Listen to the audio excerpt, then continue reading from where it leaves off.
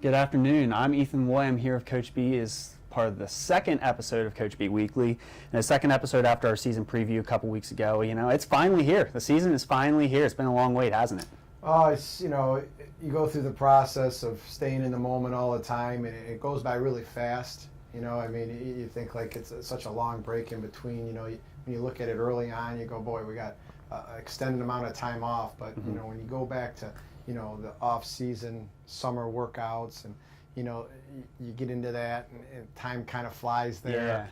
Yeah. When you get involved in recruiting and July just goes by like that. Then you're up and running in your semester. In August, you're starting practices. You're coming in, you're doing what you can. You're limited, but you're doing things that you can do.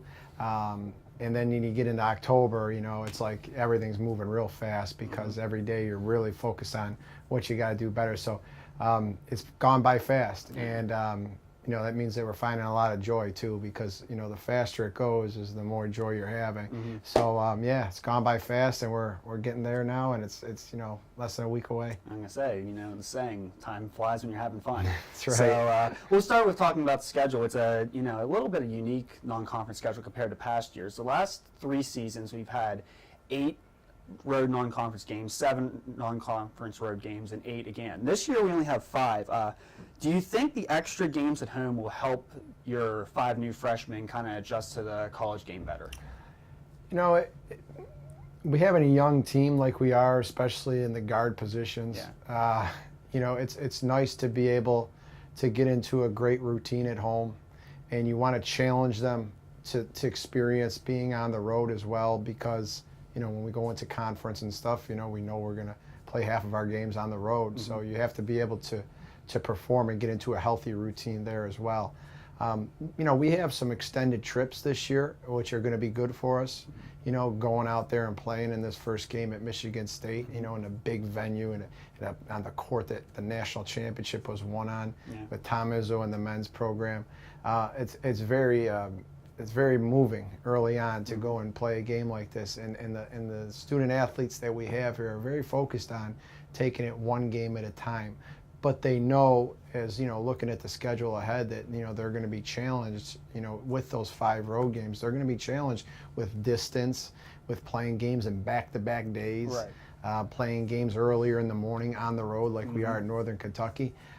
Those kind of games are going to really help them, to find out where they are with, how much they still need to put in and where we're going, where we're at that time, and where we need to be going. So, no, I think it's a good, challenging schedule. I think sometimes you hit the road a little bit harder on certain years just because of the way schedules work out.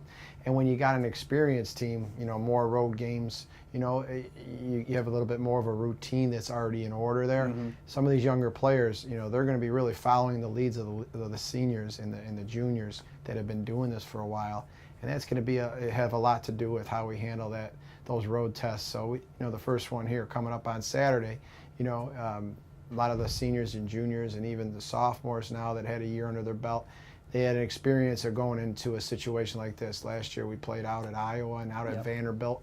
Those are 2 teams in the Power 5 conferences, and they were able to go out there and compete and battle, and that's that servanthood that we talk about, where you know that you've been through this before, but now with what we have coming up, you got to make sure that the younger players are underneath your wing. You got to stay in. They got to stay in their routines, but also kind of help the freshmen adjust to get into a routine. Absolutely. They got to serve each other. That's right. Speaking of the freshmen, again, I said you had 5 of them. What have you seen from each of them in practice, leading up to Saturday's opener?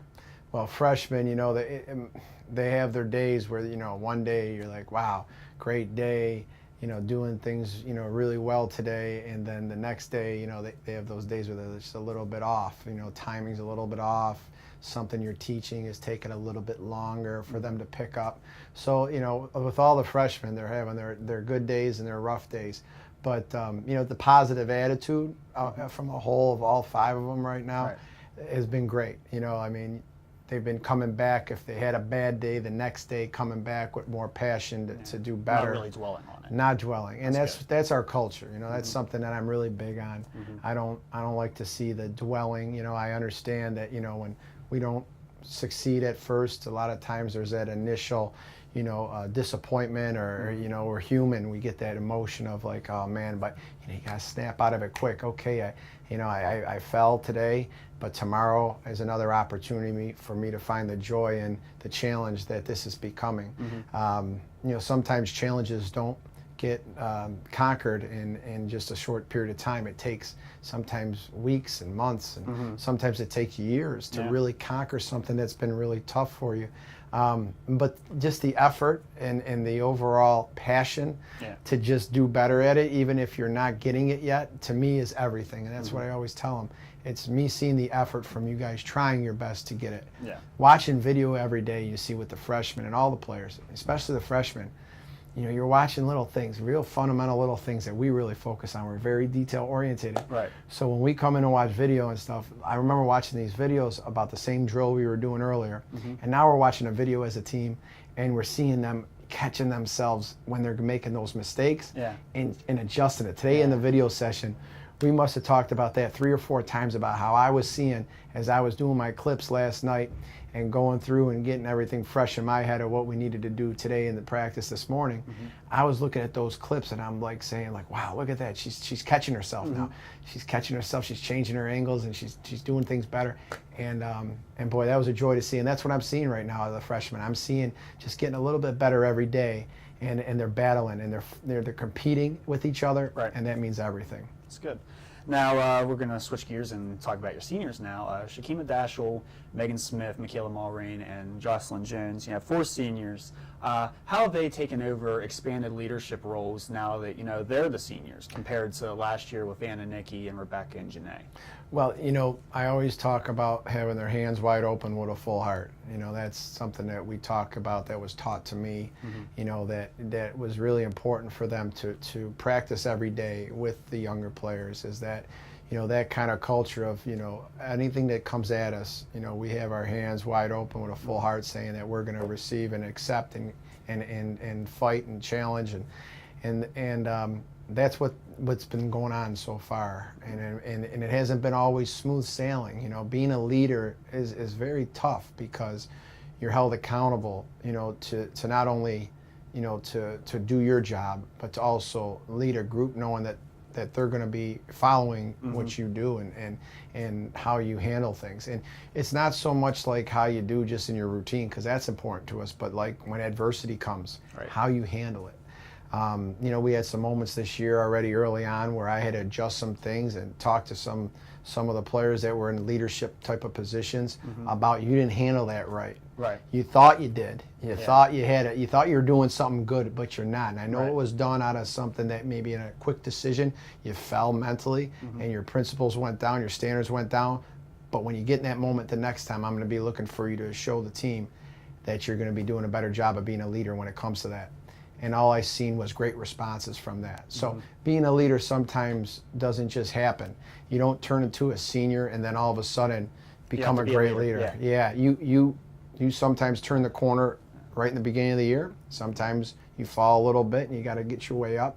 But if everyone is really focusing in on influencing others in a positive way, it doesn't just have to be the seniors. It could be a freshman that becomes a leader. Leadership doesn't, doesn't come with the territory of being a senior. It can reside with juniors, it can reside with sophomores. It's just a matter of, how you handle it, really. You're not entitled to a leadership position. And I think, in today's culture, I think we always have that conversation about what's entitlement and all that. And I think that's something sometimes that is entitlement is that players will assume that because they're at a certain age and a certain year in their career, that they're now the leader.